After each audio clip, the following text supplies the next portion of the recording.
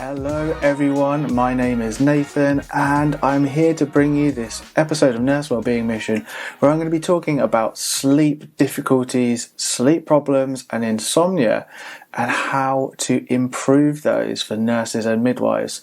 So if you are someone who has been struggling with your sleep, you having lots of difficulty getting off to sleep, or perhaps you wake a lot in the night, you're feeling fatigued and tired during the day and sleep has just become a real problem or issue for you, then this is the episode for you.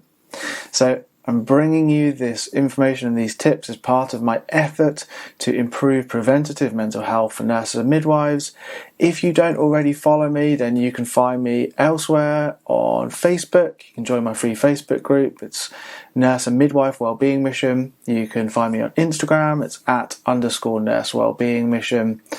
And you can follow me on Twitter @Nurse Wellbeing. And on all of those channels, I share lots more tips and resources on how to improve well-being. So things like sleep, but also how to manage stress, how to develop a better relationship with yourself. Loads of helpful things. So let's dive into the episode today. This is part 2 of a series I'm doing on sleep. So the last episode was some general tips and tools on how to improve and to optimize sleep that are relevant for anyone really. Today's focus is much more for people who are really struggling with sleep and perhaps it's gone past the point of having the odd sleepless night due to stress and it's become a bit more of a chronic problem and indeed what we might classify as insomnia. So this episode is going to be split into 3 sections. The first, I'm going to be introducing and talking a little bit of background about insomnia, what it is, its prevalence in nurses and midwives, and where it comes from, what kind of initiates insomnia in the first place. In part 2, I'm going to be focusing on what maintains sleep difficulties. And this is really key in understanding your own insomnia or poor sleep, is that there are lots of factors that influence the maintenance of the sleep problems. It's a vicious cycle of sleep that involves thoughts, feelings, and behaviours. And I'm going to be deconstructing that a little bit. And I'm going to give you my own personal example of a period of insomnia that I experienced several years ago. In part 3, I'm going to be diving into some tips and some evidence-based tools that you can try out for yourself at home to improve your sleep, to break that cycle of insomnia. And hopefully this will all help you at least raise awareness of some of the things you might be doing that might be unintentionally contributing to that poor sleep and give you an idea of what you can try out to improve things. So let's move on to part 1. Let's talk about insomnia and poor sleep in nurses and midwives. Now, insomnia is the most common sleep disorder. There is a diagnostic classification for insomnia that is used with psychiatrists and doctors. I'm not going to go into all the details of that, but really the main way of looking at insomnia is that it is a problem with initiating sleep in the first place, or a problem with waking in the night, so being able to maintain sleep. It could be both of those things. So you could be someone who struggles to get off to sleep and you wake up multiple times in the night, or you just have early awakening. And the third part is that it causes what we call functional impairment. So your sleeplessness or your perceived sleeplessness bothers you. It creates distress for you in some way the next day and often will lead to things like anxiety and feelings of low mood, and then that itself impacts on your day-to-day work. So in your role as a nurse or midwife, your lack of sleep is leading to distress, which then makes you feel like you're performing poorly, or maybe it actually is making you perform poorly. For example, making mistakes, or maybe you're just really reactive with your colleagues and not treating people in the kind of way that you would like to. So, insomnia is very common in nurses and midwives, much more common than in the general population. So there's a number of research studies that have looked at this. There's more literature on nurses, there's actually very little on midwives, but we can assume that midwives go through very similar kind of conditions as nurses. There's the same kind of stresses, the same kind of healthcare environments that nurses work in. And we know from the literature that really around 30% of nurses and midwives struggle with some kind of sleep disorder, and particularly insomnia. Now, estimates vary between studies, but from what I've read from the literature, 30% is a pretty good round number to sort of focus on. Now, in students, that can be higher. Sometimes university kind of life is associated with increased stresses and pressures, as opposed to when you sort of go into the world of work. Perhaps you're not taking exams and that sort of thing. So it's really common. And if you're a nurse or midwife listening to this, well, you've probably been experiencing sleep difficulties yourself, so you know that it's been a problem for you. But it's a real silent issue within our culture. Most people don't talk about their sleep. They are suffering in silence, and often a lot of this is because we don't really want people to know, and you might be focused on yourself and the issues it's causing you and not want to share that with other people. So there are guaranteed to be other people that you work with who are struggling with similar issues. So what causes insomnia? So when someone has difficulty getting off to sleep at night, or they have trouble with waking up in the middle of the night, and then they have those difficulties the next day, well, what causes this? Well, it's really important to consider that insomnia is a condition that can be classified according to its chronicity, how long it lasts. So in the short term, we all will experience stressful events or stressful periods of life that lead to kind of short episodes of insomnia. Whether it is a breakup in a relationship, perhaps it's the stress of moving home, it might be your job is under threat, there could be a particularly stressful period at work where something really challenging is going on. Maybe you've lost a few key members of staff, and the amount of work that is expected of you is really high. So someone might develop insomnia in the short term, kind of acute insomnia, because of a reasonably short episode of increased stress in their life. So this is actually the main cause of insomnia for people, is stress in the short term. But then what happens is that can persist into the long term. It might not even be that the person's day-to-day life or their world is as stressful as it once was, but the initial stressful episode has led to a range of thoughts, feelings, and behaviours around sleep that maintain that poor sleep, and as I alluded to at the beginning, create a vicious cycle of poor sleep. So one of the things that leads to insomnia is irregular sleep, work, wake cycles. So that can be from shift work. So it's known that people who are shift workers have higher rates of insomnia, and there is also something called shift work sleep disorder. So as well as there being stresses that can lead to insomnia and sleep difficulties, the irregularity of the sleep-wake cycle that is imposed upon someone who is doing night shifts can lead to insomnia, and it will be for the same kind of reasons that it's maintained, as I'll be going into shortly. But it's just to let you know that if you are someone who works night shift and you're experiencing sleep difficulties, there is a much higher proportion of people in this category that have insomnia. And it is because it just makes sleep quite difficult and can create anxiety around sleep when you're not able to get adequate sleep, which is understandable given that if you're working night shift, you're trying to sleep when your body wants to be awake, basically, during the day. So if you're listening to this, it's likely that your sleep difficulties have started from stress and worry about something, but what I'm going to be outlining and hopefully highlighting in this episode is how actually it's things that we're doing unintentionally that are maintaining that problem. So let's talk about that. what is it that maintains sleep difficulties, whether it's getting off to sleep at night, waking early, or waking multiple times throughout the night, or a combination of both of those. So what I'm about to share with you is really the underpinning of the most evidence-based treatment for insomnia, and that is cognitive behavioral therapy for insomnia, or CBTI. And this approach looks at the influence that thoughts, feelings, and behaviors have on our sleep and the role they have in maintaining sleep difficulties. And what I'm going to do is I'm going to share with you my own personal experience of insomnia and hopefully interweave those different elements to illustrate to you how an initial problem with a period of stress for me led to unhelpful associations with sleep and anxiety around being in the bed and sleeping that created this cycle that led to further poor sleep and further distress for me.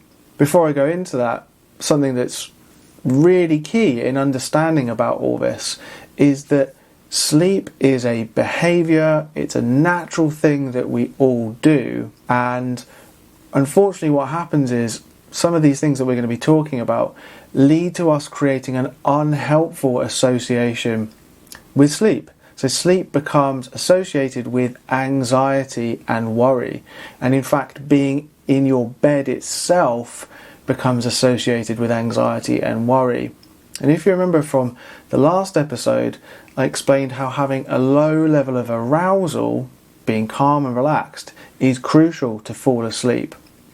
So really the key problem here is that things are happening that lead to a high level of arousal, being on alert, feeling anxious and stressed, and that makes sleep basically impossible because one of the key conditions necessary for sleep is not present. So let me go into my own story a little bit. So this was several years back. I was working in a stressful job in a learning disability service. I had a very high level of responsibility. I had very high risk clients.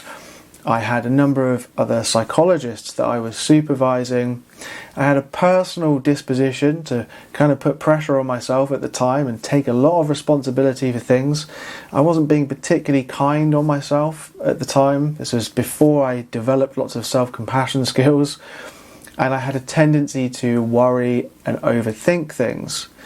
Now, this all came to a head where I had a particularly difficult set of circumstances at work, and I developed initially just stress-related sleep problems. So prior to this, I'd been a kind of normal sleeper, I guess you could call it, sleeping between 7 and 8 hours per night.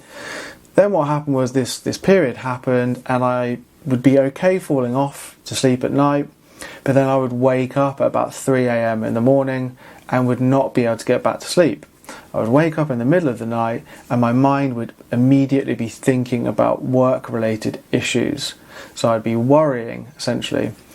Now, I mentioned before that we're going to be focusing on thoughts, feelings and behaviours.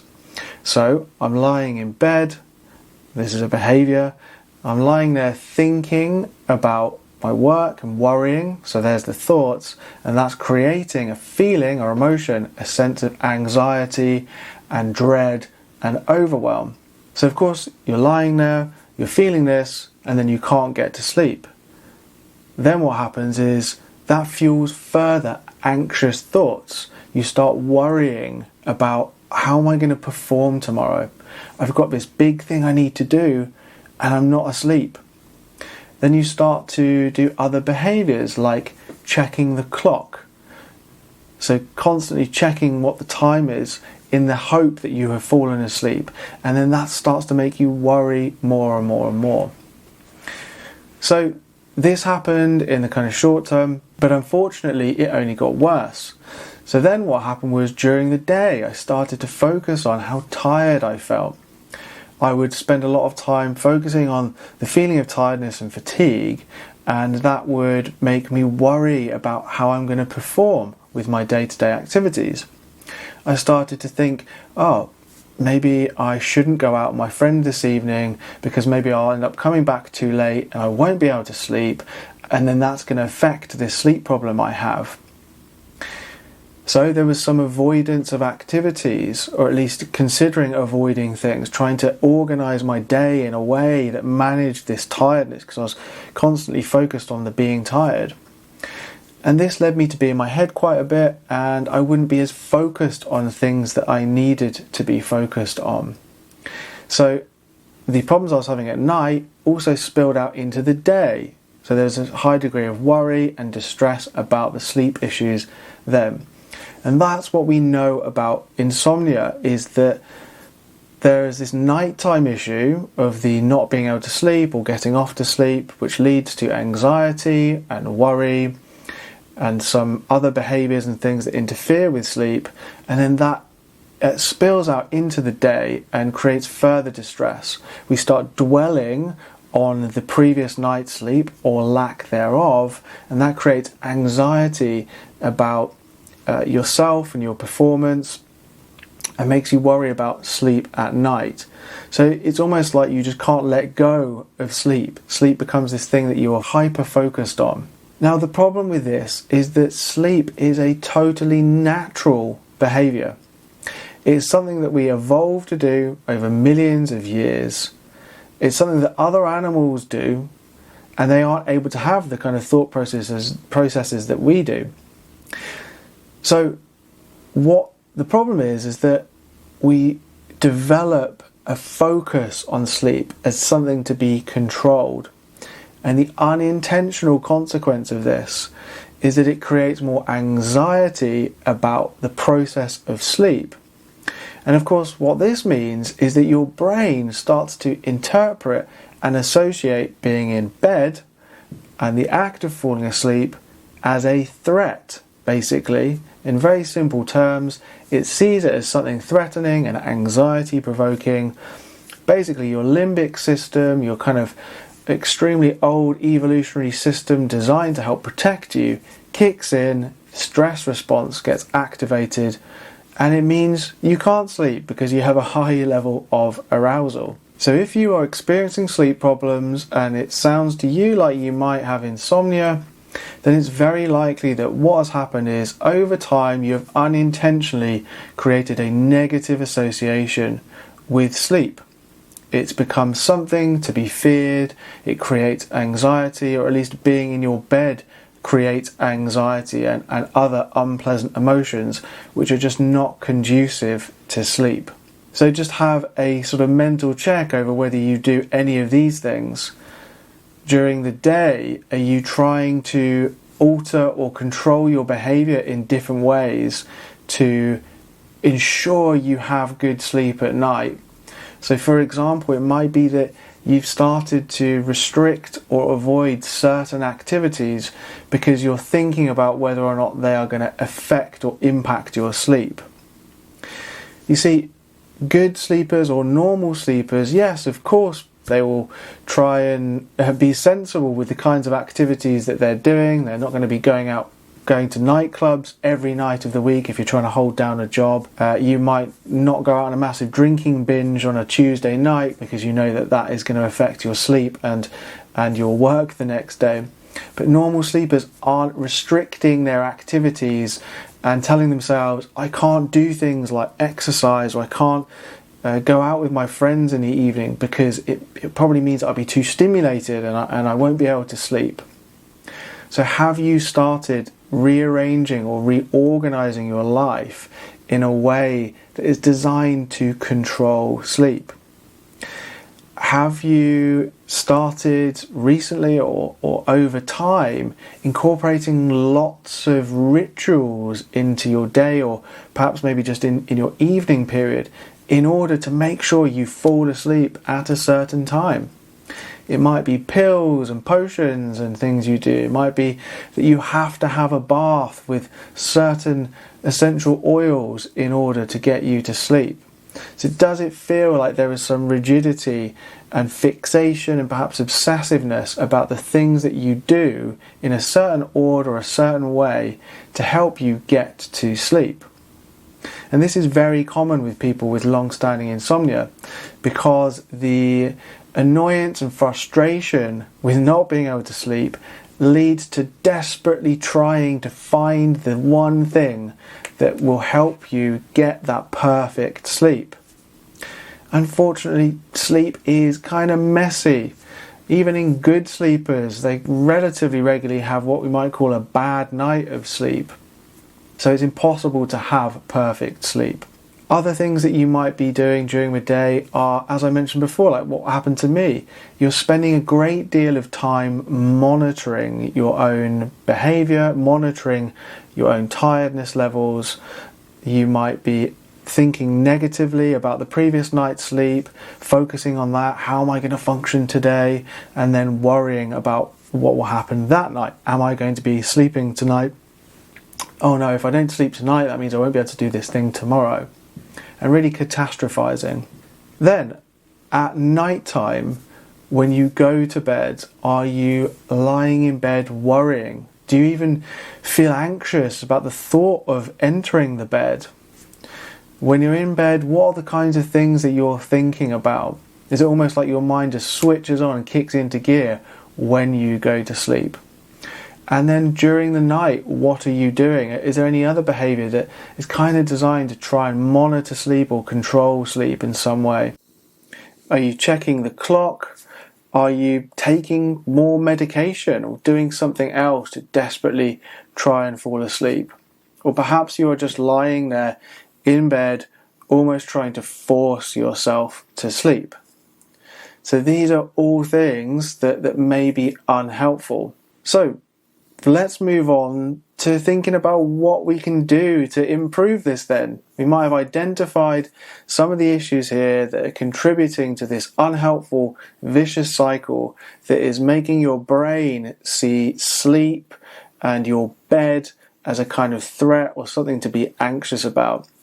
And let's think about some techniques to break that cycle. Before I go into that, just a couple of quick reminders. One is that if you're someone who works night shifts and then day shifts, or maybe just night shifts, and you're wanting something a bit more specific for you, then listen for the next episode of the podcast, because I'll be covering how this stuff relates to shift work in more detail. However, I am confident that what I'm about to share with you will still be helpful if you're struggling with your sleep and you feel like you do have insomnia. The other is if you are enjoying what I am sharing with you, you've enjoyed the last episode and you're already finding this helpful, then check out the other resources that I have at nursewellbeingmission.com.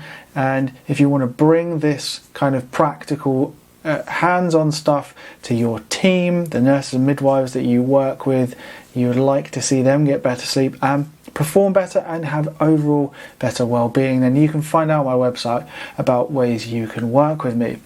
Alright, let's dive in to thoughts, behaviours and emotions and how you can modify these things and work with them more constructively to improve and break that cycle of insomnia. So let's start with thoughts, and to begin with I'm going to start with nighttime thoughts. So one of the main issues that we see with people who have got insomnia, they're struggling with their thoughts at night, is that word, they're struggling with their thoughts at night. So the relationship we have to our thinking can determine the extent to which we have more unhelpful or stressful or anxious thoughts. So you may be someone who finds that you're lying in bed at night and you are desperately trying to sleep. When you notice worries about not being able to sleep, you are trying to push those away. You are saying to yourself, I just don't want to have these worries. I don't want this. You're trying to suppress them. You're investing energy and effort into that because you're trying to clear your mind, because you know that if my mind is just clear, then I will be able to sleep. Now I'm guessing if you're listening to this, if you've listened up until this point, you may have found that that strategy unfortunately doesn't really work in the long term. We know there's something called thought suppression, and the effect of thought suppression can be an unintentional or paradoxical effect in that we actually have more of the same kind of thoughts. And if those thoughts, worrisome thoughts about sleep itself or what you've got to do the next day, for example, then that creates even more anxiety and the problem persists. So what do we do instead? Well, we have to flip this thing on its head and do something completely different and change the way you relate to those thoughts. So instead of getting all caught up in those thoughts, what I'm going to invite you to try out is to see if you can actually just make space for them being there. You have spent a long time perhaps battling them every night when you go to bed, whether it's at the beginning of the night or during the night. It's not been successful in the long term, or maybe you have the odd night of good sleep, but generally your sleep is not particularly great and these thoughts keep coming back. So if we keep doing the same thing we've always done, we're going to keep getting the same results. So it's now time to try something different. And I'm going to invite you to actually just be open to and completely allow those thoughts to be there and actually to welcome them. So as you notice those worries coming into your mind, I want you to acknowledge them as worries. See if you can, for a moment, step out of that thought that you're having. When you notice that you're having the same kinds of worries about not being able to sleep, or your performance the next day, for example, or how you're going to come across to other people, see if you can just give that worry a name. So almost in a kind of friendly way, kind of curiosity and friendly way, saying, okay, I'm noticing the performance worry again. Or I'm noticing the work worry again. Each time you do that, what happens is you are stepping out of the worry itself and you're giving yourself the opportunity to not get caught up in it and not persist with that cycle of what the worry does. It just contributes to this sense of danger and threat in your brain, sort of metaphorically, and that's what leads to the increase in that sort of stress response in the body. So that is my recommendation. At night, giving the worries a name, lying there, you expect them to come, welcome them into your mind, change your attitude towards the worry.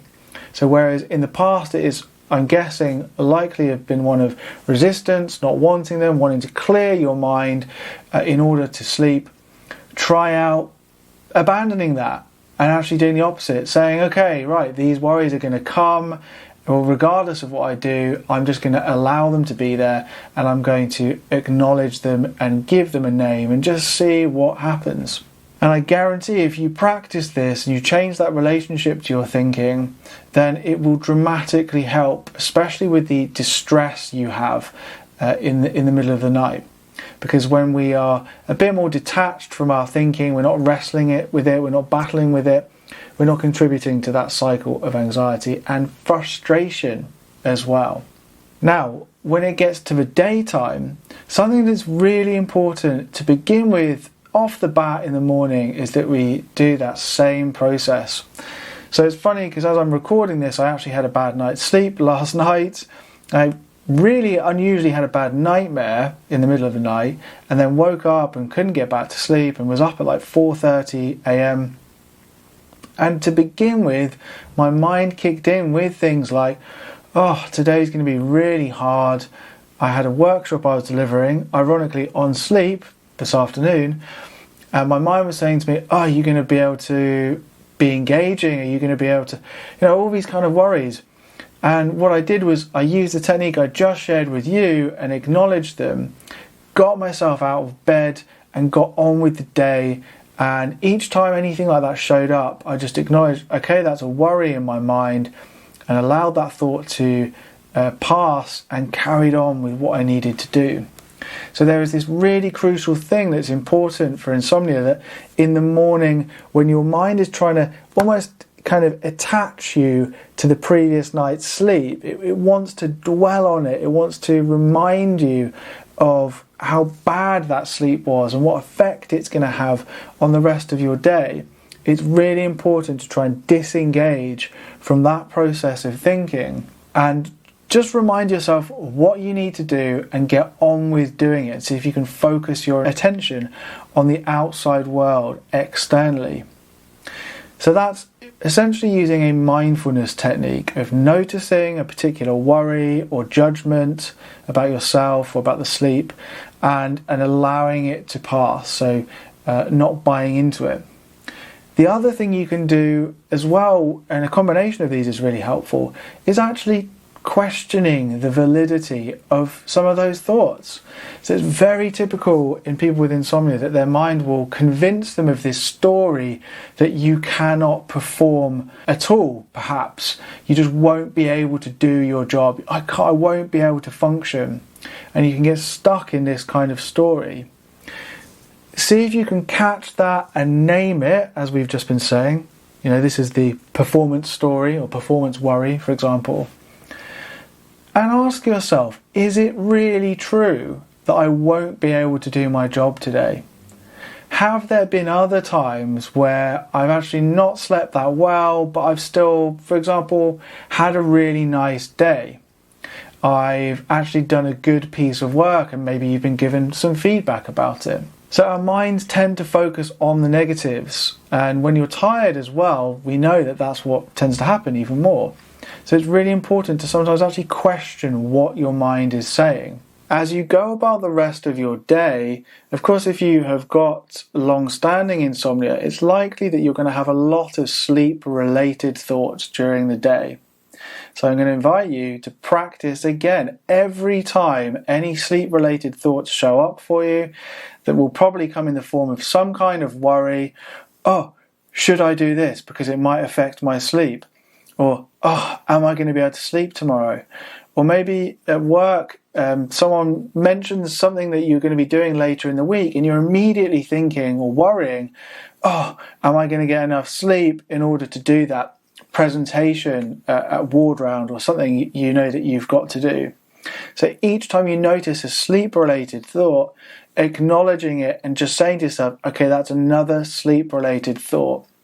And seeing if you can just hold that in your awareness, give it a name, and disengage from it.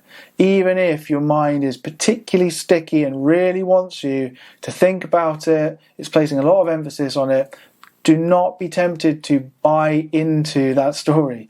Imagine your mind as a kind of pushy salesperson. They're trying to sell you this story of poor sleep. They're trying to sell you the worry about how your sleep loss will affect your work or your family life.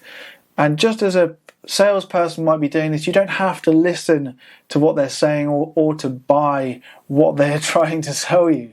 So try and approach your mind with this kind of almost playful attitude. It can be really helpful. And this is especially the case when your mind is trying to get you to shift your behavior in order to try and control sleep in some way.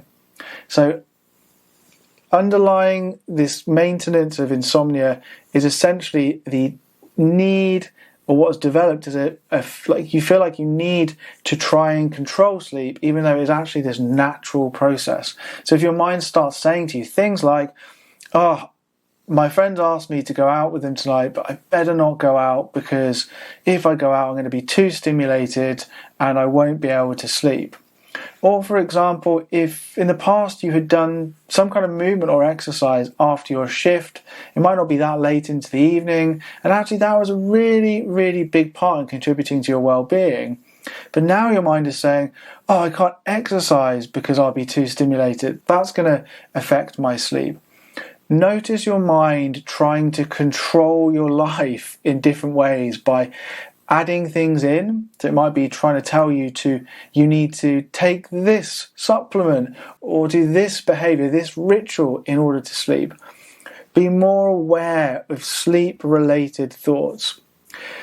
What can be really helpful is to just imagine that you are a good sleeper, someone who sleeps well, and almost put your mind in their shoes and try to think of it from their mindset. A good sleeper or someone who sleeps well is not thinking about sleep. If they have sleep-related thoughts, they're probably just acknowledging them, then getting on with their day. Someone might want to improve their sleep, so they might be doing certain things to try and optimize their sleep. They're certainly not thinking about them obsessively, and they don't have this underlying element of trying to control their sleep.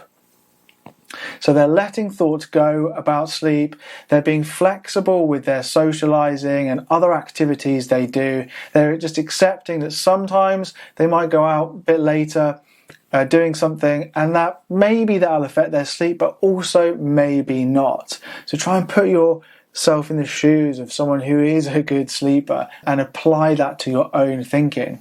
So let's move on to behavior. Now, technically, thinking is a behavior, so I've already covered some behavior with the last section, but there's definitely more to add here in terms of breaking this cycle of poor sleep and or insomnia. The first relates back to something I was just saying about rituals and routines. So what we know from kind of treatment of insomnia is that if you raise awareness of all the things you are doing that are designed to try and control your sleep or make sure you fall asleep, by removing or reducing those from your life, it helps to undermine this belief that I need to control sleep. And in order to repair that negative association you have between sleep and anxiety, it's absolutely crucial to undermine this belief that sleep is something to control. Because as long as that persists, your brain is going to continue associating it with this anxiety. So look at your behavior, what you're doing in the evenings. Are you eating certain things or not eating certain things? Are you taking sleeping medication? Are you taking melatonin? Are you doing or taking anything else? Maybe you have some weird and wacky routines and rituals. Some people do. And this is just something that has built up over time because people are desperately trying to get better sleep. Now, of course, I am not saying that there are certain things that one should always abandon if you're trying to optimize sleep. So, for example, there is research that shows that taking certain supplements or certain compounds can help to improve your sleep quality, and certain dietary things you can do. What we want to be doing here is just being discerning. So if you are listening to this and thinking of making these changes, you think you've got insomnia, it's about the function of that behavior for you. So again, a good normal sleeper might be taking supplements or avoiding sugar and trying to eat a lighter meal or something before they go to bed. Not really because they're trying to control sleep, because they ultimately they believe that they're going to sleep, that sleep is just this natural thing. But they're just thinking, I kind of want to improve my sleep quality. There's a kind of lightness and flexibility to those behaviors. Whereas if you're someone with insomnia, and particularly long-standing insomnia, it's very likely that you feel you need to or you have to do these things to get to sleep. And if you don't do them, then there is a kind of fear around it.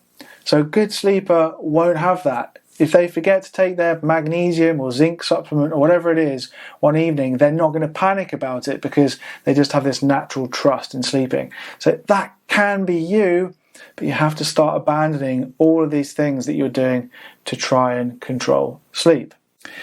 Another behavior that is really important to consider is the way in which you monitor your own internal sensations and tiredness and fatigue. So what can happen in insomnia is, because it's unpleasant, obviously, feeling tired the next day, we have this natural thing where our attention shifts between our emotions and sensations and thoughts internally and things going on in the external world. Over time, one of the maintaining things that goes on with insomnia is people start to focus a lot on how they're feeling. They're focusing internally on the feeling of tiredness or fatigue, and then that can create further thoughts. Oh, I'm so tired. Oh, this is so terrible. And that creates these difficult and unpleasant emotions like anxiety or anger, frustration, or even low mood, or even depression at its worst. So, what can we do about this? Well, it's about trying to reduce the extent to which you're obsessively monitoring yourself internally. Again, coming at this from the perspective of someone who is a pretty good sleeper, if they've had a bad night, and this is a great example, I had a bad night, like I said, whilst I feel tired doing this, I have felt a background level of tiredness and fatigue all day. I've simply noticed that, but then come back to what I was doing, what was important to me. Because what we tend to find is that if we're focusing on the fatigue and the tiredness, that saps our energy. So People with insomnia tend to focus negatively on their own internal sensations and then start thinking, I'm tired, I'm fatigued, oh, okay, well, maybe I need to conserve my energy, and that leads to avoidance of activities, it leads to being disengaged from things like work. But actually what we know is energy is something we generate, we create it. If I'm purposely being energetic as I'm delivering this, as I'm talking to the camera and recording this, and it's making me feel energized, right? But I'm not focused internally, I'm just focused externally. So that's something for you to go and try, is to notice when you're focusing on the internal sensations. And perhaps again, you can just name those if you do happen to that. Okay, I'm noticing tiredness, I'm noticing fatigue, and then shifting your attention externally.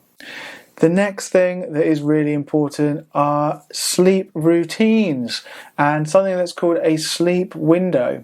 Now, I mentioned in the last episode the importance of creating a positive, structured, regular routine for sleep.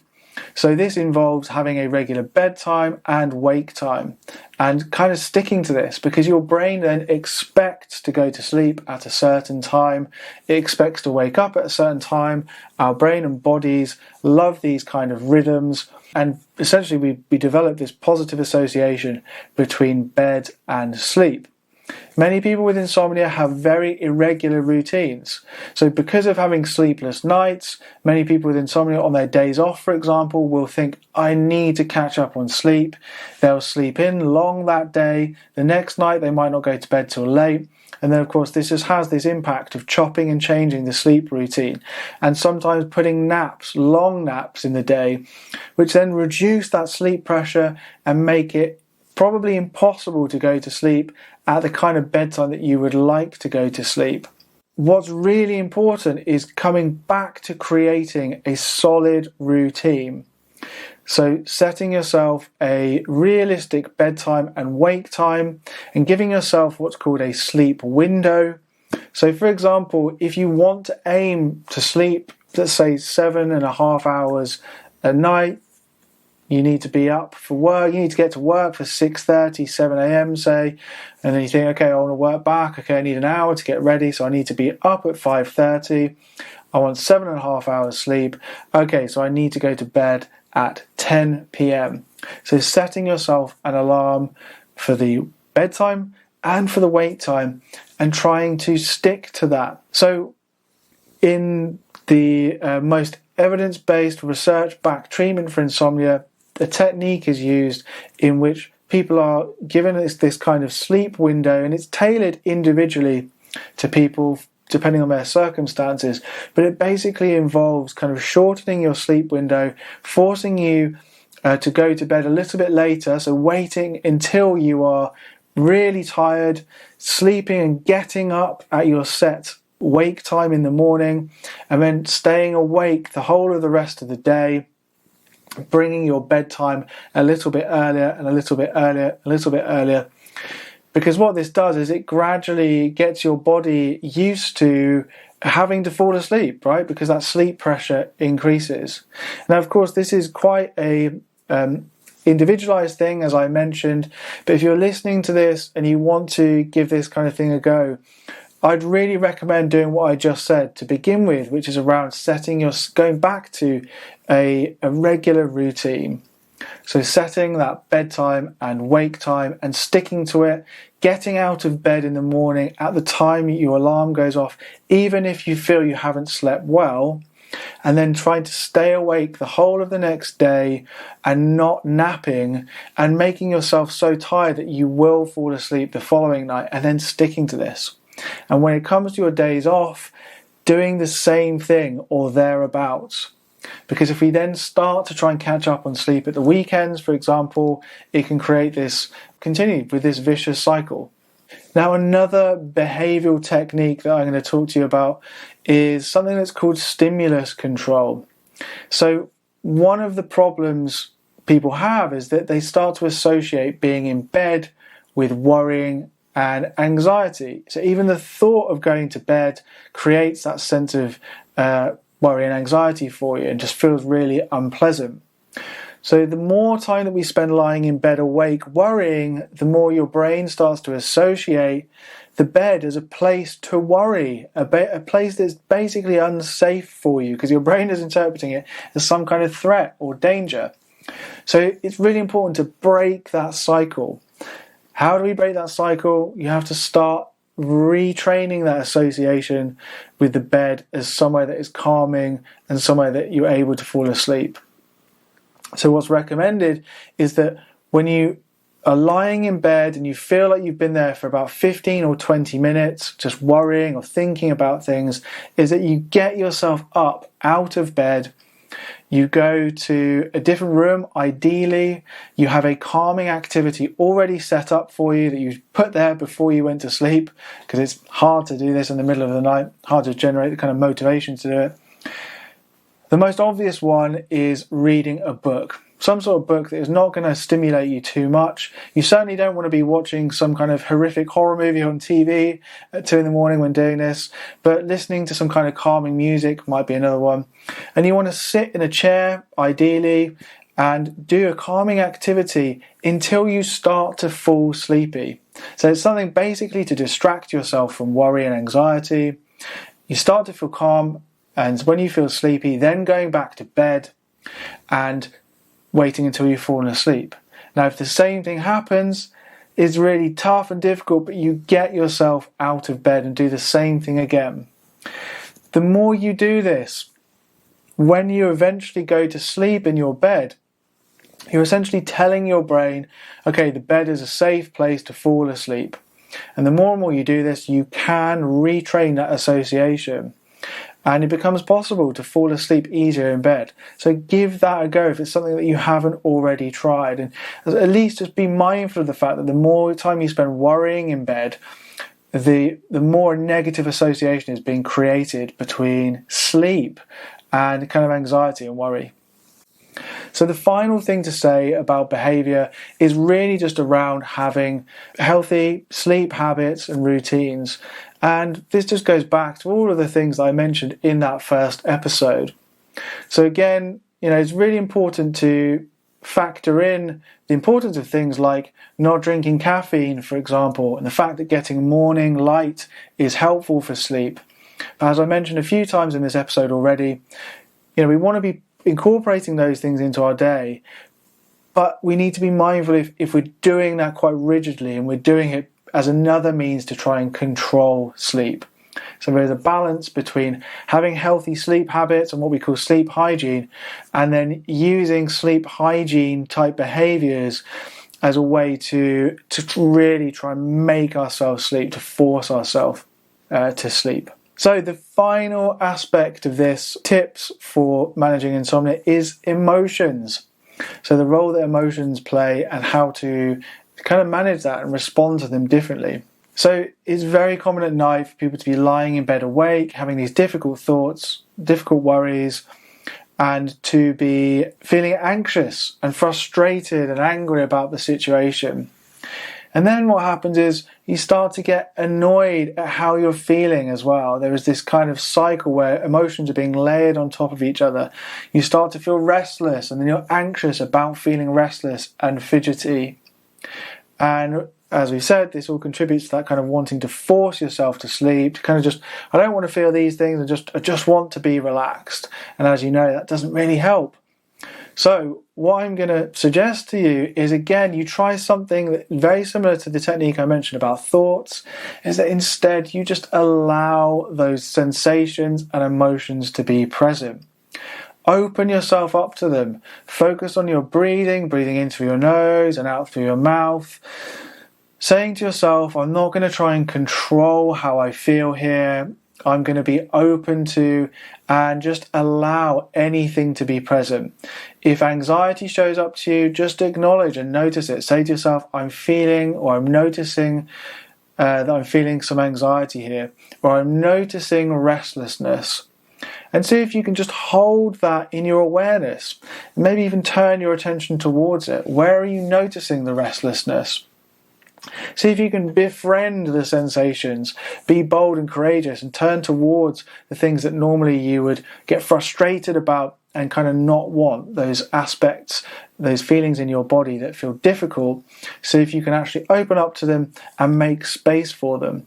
And what we know is that when people do this, the act of lying there and falling asleep becomes easier, because you're just open to anything. And there's this paradoxical effect that if we fight less with the act of going to sleep, it becomes something that we're less trying to control. And when we're not trying to control sleep, we fall asleep because it is natural. So we have reached the end of this episode.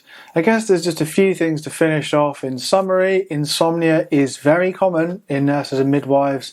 It's something that is not spoken about enough, and hopefully this is raising awareness of it just by me sharing this podcast.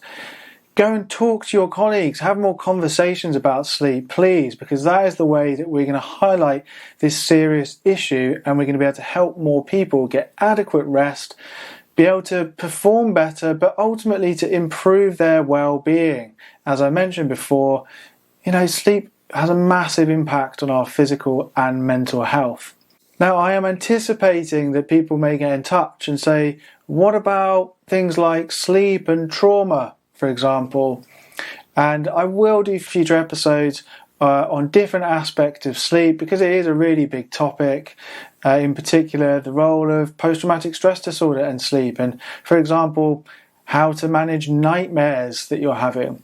So I will focus on them in the future, and as I've said in this episode already, the next episode will be looking at shift work and how to optimize sleep patterns around shift work. So if you have been listening to this or watching this and enjoyed it, and you've enjoyed maybe some of the other episodes that you've listened to, if you're not already following me, then come and join my community. You can find me on nursewellbeingmission.com. You can find my free Facebook group if you just search for Nurse and Midwife Wellbeing Mission. You can follow me on Instagram. It's @_Nurse Wellbeing Mission. Where else? Twitter, @NurseWellbeing. You can see a consistent theme here, can't you? Come along, join my community, find some of my other resources, and check out the other ways that you can work with me as well, providing different ways to better prepare nurses and midwives for emotionally challenging work. It's been an absolute pleasure delivering this today and talking through a topic that I'm very passionate about. You will hear from me very soon. Bye for now.